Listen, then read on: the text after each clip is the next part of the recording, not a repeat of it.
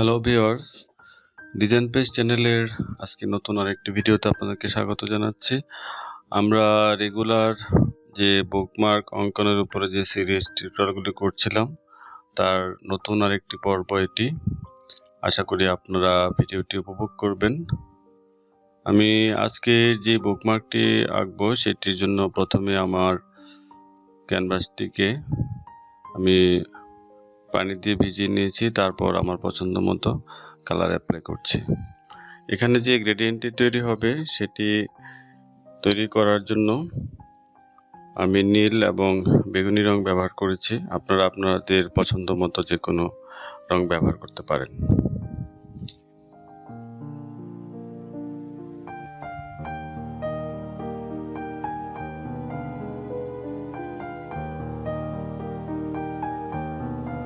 আপনারা অ্যাকোয়া থিমের উপর বুকমার্ক আঁকার জন্য সামুদ্রিক যে কোনো প্রাণী, উদ্ভিদ বা জলজ উপাদান ব্যবহার করতে পারেন।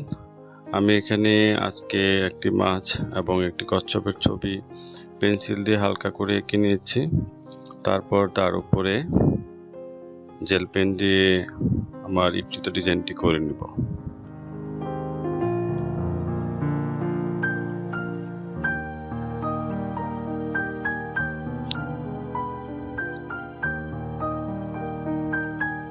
যারা পেন্সিল স্কেচ করতে ভালোবাসেন তারা প্রথমে পেন্সিল স্কেচ করে নিতে পারেন, বা নতুনরা অনেক সময় পেন্সিল স্কেচ করে তারপর যদি ড্রয়িংটি করেন সেটি আরও নিখুঁত হবে। সেক্ষেত্রে নতুনদের জন্য হালকাভাবে এঁকে নেওয়াই ভালো।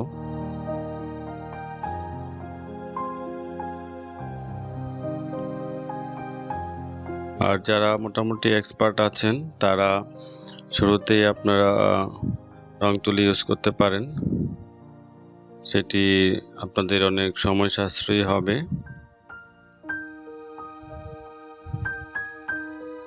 এই ডিজাইনটি আমি শুধুমাত্র 2টি এলিমেন্টস ইউজ করে আমার আঁকাটি সম্পন্ন করছি। আপনারা ইচ্ছে মতন আরও এলিমেন্টস এখানে অ্যাড করতে পারেন, তবে বুকমার্ক সাধারণত যত সিম্পল রাখা যায় সেটি ততই সুন্দর লাগবে।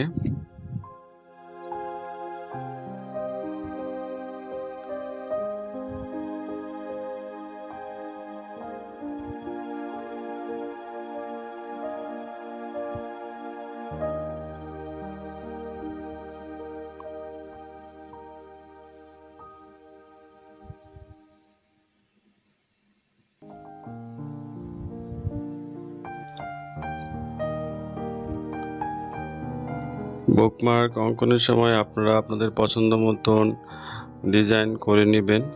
আসলে আমার এই ডিজাইনটি দেখে কপি করার মতো কিছু নেই। আপনারা আপনাদের পছন্দ মতো ডিজাইন করবেন এবং সেগুলি অনুশীলন করবেন।